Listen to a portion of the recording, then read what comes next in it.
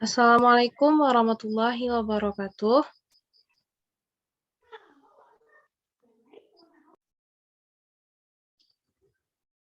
Alhamdulillahirabbil alamin, hamdan naimin, hamdan syakirin, hamdan yu'afi ni'mahu wa yukafi'u mazidah. Asyhadu an la ilaha illallah wa asyhadu anna Muhammadan abduhu wa rasuluh, la nabiyya ba'da amma ba'du. Yang pertama, marilah kita utamakan sekali, yakninya mengucapkan puji beserta syukur kita kehadirat Allah Subhanahu wa Ta'ala, yang mana berkat rahmat dan kurnia beliau kita telah dapat melaksanakan pertemuan secara daring untuk penjelasan materi pada pertemuan kali ini. Salawat dan salam tidak lupa pula kita kirimkan kepada Nabi Muhammad SAW. Baiklah, pada pertemuan kali ini kami dari kelompok 3 akan membahas mengenai makhluk hidup dan ekosistem yang mana bentar. Assalamualaikum warahmatullahi wabarakatuh. Alhamdulillahirabbil alamin, hamdan naimin, hamdan syakirin, hamdan yu'afi ni'mahu wa yukafi'u mazidah. Asyhadu an la ilaha illallah wa asyhadu anna Muhammadan abduhu wa rasuluh, la nabiyya ba'da amma ba'du. Yang pertama, marilah kita utamakan sekali, yakninya mengucapkan puji beserta syukur kita kehadirat Allah Subhanahu wa Ta'ala, yang mana berkat limpahan dan rahmat beliau, kita telah dapat melaksanakan perkuliahan secara daring pada pertemuan kali ini. Selawat beserta salam marilah kita kirimkan kepada arwah junjungan Nabi besar kita, yakninya Nabi Muhammad SAW. Baiklah, pada kesempatan kali ini kami dari kelompok 3 akan membahas mengenai makhluk hidup dan ekosistem.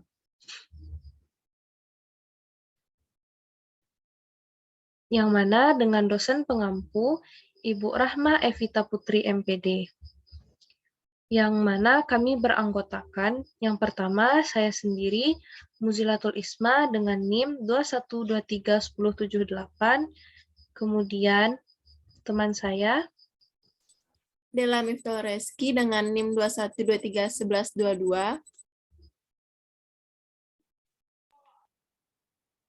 Saya Rahmiti Yulianti dengan NIM 21231138.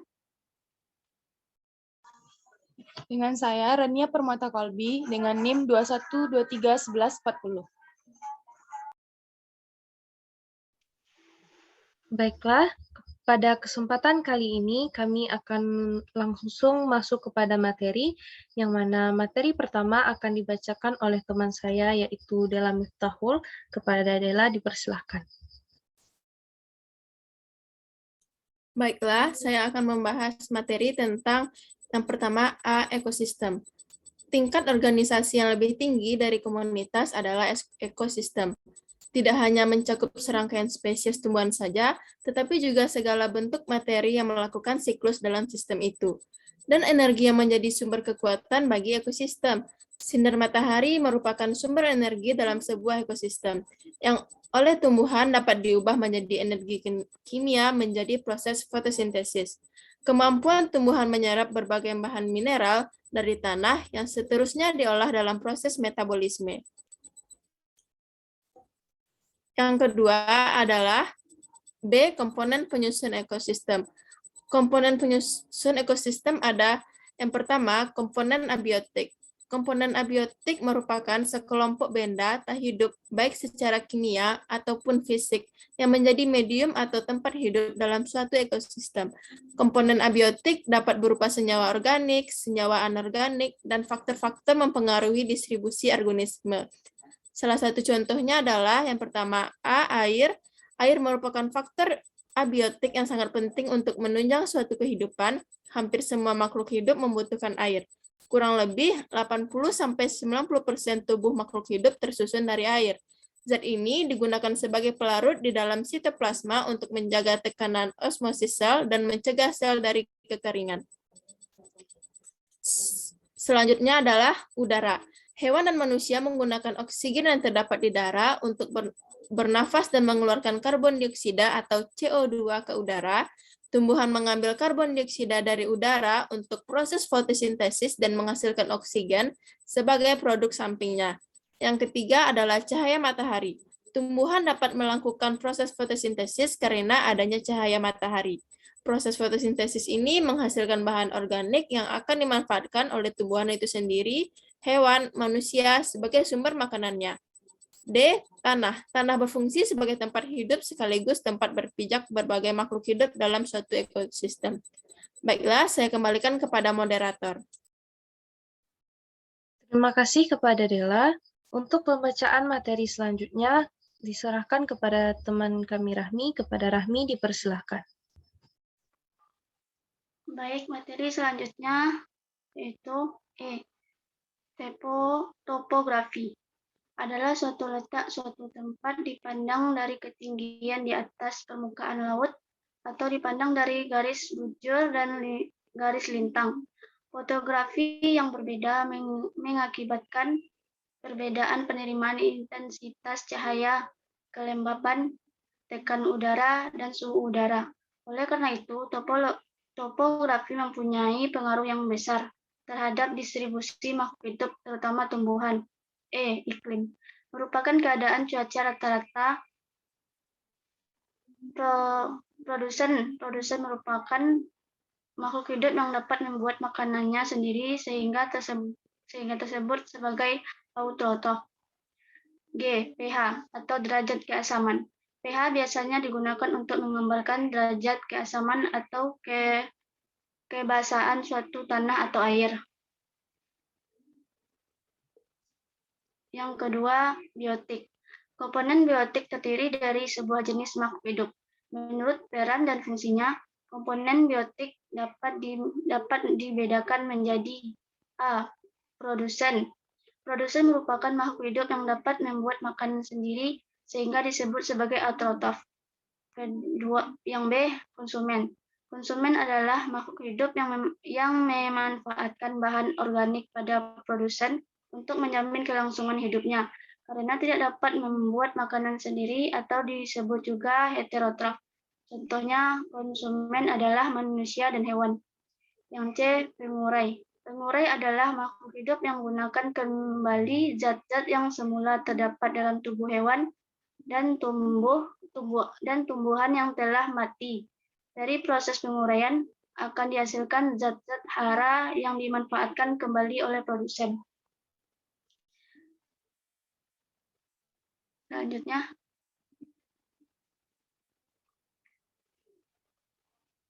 C. Fungsi komponen-komponen ekosistem.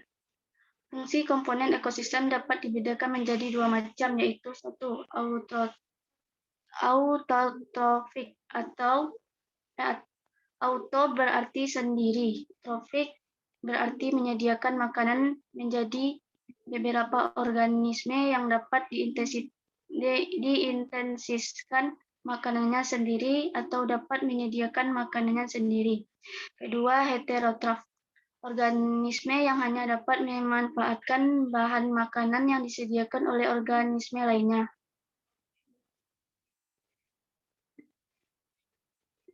Baik, sekian.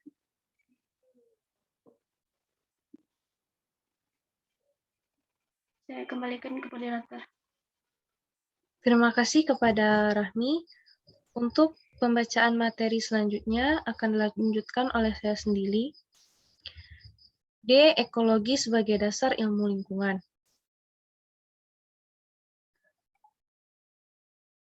Ekologi merupakan salah satu ilmu dasar bagi ilmu lingkungan. 1. Individu. Individu ialah suatu struktur yang membangun suatu kehidupan dalam bentuk makhluk, misalnya pohon jambu, pohon pisang, jahe, rumput, dan sebagainya. Setiap pohon disebut individu. Dengan demikian, kita katakan individu pisang, individu jambu, individu jahe, dan sebagainya. Yang kedua, populasi. Populasi adalah kumpulan individu sebuah spesies yang mempunyai potensi untuk berbiak silang antar satu individu dengan individu lain. Misalnya, meskipun banteng ujung kulon dan banteng di penanjung Pengandaran, Baluran Jatim, sama spesiesnya yaitu Bos javanicus. Jadi, karena potensinya untuk berbiak silang dihadapi oleh jarak yang jauh, 3 kumpulan banteng itu merupakan 3 populasi.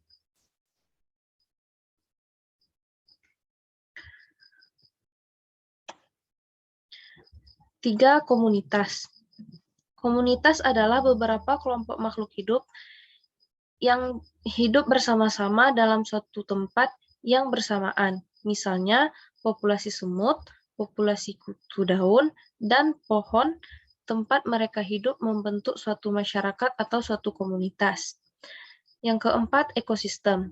Ekosistem merupakan interaksi antara makhluk hidup dengan lingkungan abiotiknya. Interaksi makhluk hidup dengan lingkungannya bersifat khusus, jadi setiap lingkungan memiliki ekosistem yang berbeda.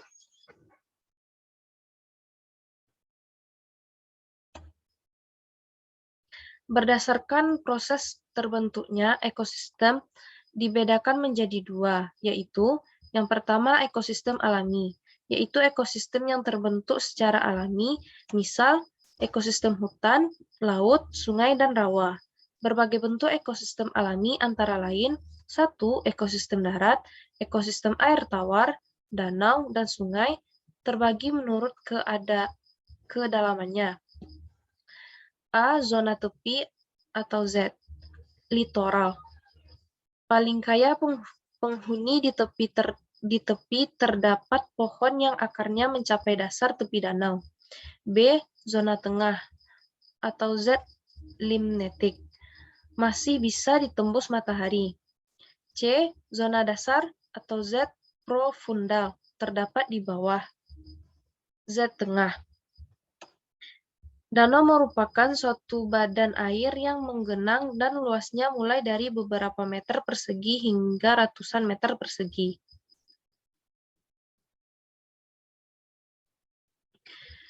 Yang keempat, ekosistem air laut, estuari, pesisir, dan lautan. Zona laut berdasarkan kedalamannya terbagi atas A. Daerah litoral, yaitu daerah yang berbatasan dengan darat. B. Daerah niretik, yaitu dalamnya kurang lebih mencapai 200 meter dpl, 200 mdpl. C. Daerah batial, yang dalamnya mencapai 200 hingga 1500 mdpl. Daerah ini masih dapat ditembus sinar matahari, yaitu daerah fotik. D. Daerah abisal, yaitu daerah yang kedalamannya lebih dari 1500 m dan tidak dapat ditembus cahaya matahari, yaitu daerah afotik.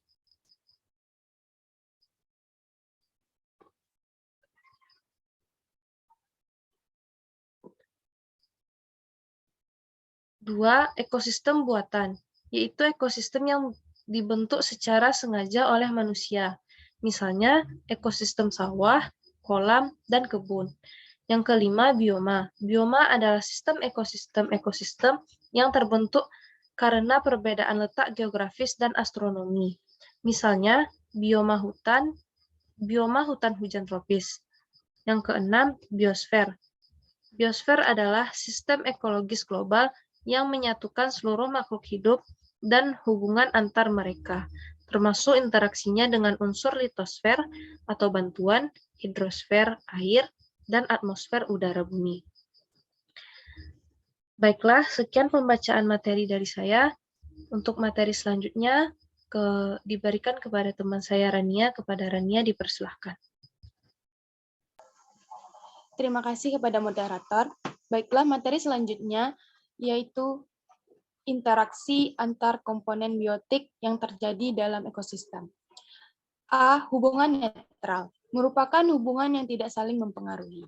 B. Hubungan simbiosis, hubungan yang sangat erat antara dua jenis organisme yang hidup saling berdampingan. Yang pertama, simbiosis mutualisme, yaitu hubungan antara dua jenis organisme yang saling menguntungkan. Misalnya, interaksi antara antara jamur dengan akar tumbuhan yang membentuk mikoriza. Yang kedua, simbiosis komensalisme, yaitu hubungan antara dua jenis organisme yang menguntungkan salah satu organisme, tetapi organisme yang lain tidak diuntungkan dan dirugikan. Misalnya, interaksi antara ikan hiu dan ikan remora. 3. Simbiosis parasitisme, yaitu hubungan antara dua jenis organisme yang merugikan salah satu pihak, sedangkan pihak yang lain diuntungkan. Misalnya, interaksi antara cacing dan parut dan manusia. C. Hubungan kompetisi, merupakan jenis interaksi antar organisme yang saling bersaing karena memiliki hubungan yang sama. Misalnya, kompetisi beberapa jenis burung di hutan yang memakan jenis serangga yang sama.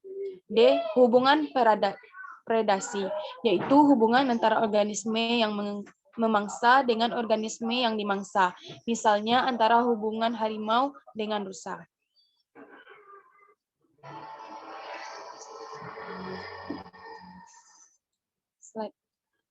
Terakhir, kesimpulan. Keseimbangan ekosistem yang ada sepatutnya kita jaga agar tidak punah. Ekosistem juga memiliki komponen-komponen terdiri seperti komponen abiotik dan biotik, yang dalam komponen abiotik terdapat air, udara, cahaya matahari, tanah, topografi, iklim, dan derajat keasaman. Sedangkan yang terdapat dalam komponen biotik adalah produsen, konsumen, dan pengurai.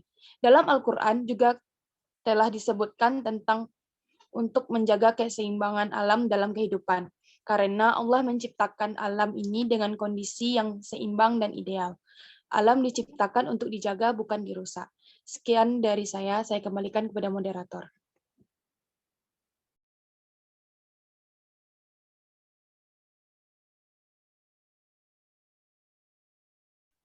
Terima kasih banyak atas kerjasamanya. Sekian materi dari kelompok kami. Jika ada pertanyaan mengenai materi, silahkan dikirim di kolom komentar. Mohon maaf atas segala kesalahan, dan jika ada kritikan maupun saran mengenai materi, juga bisa dikirim melalui kolom komentar. Sekian dari kami. Wabillahi taufiq wal hidayah. Assalamualaikum warahmatullahi wabarakatuh.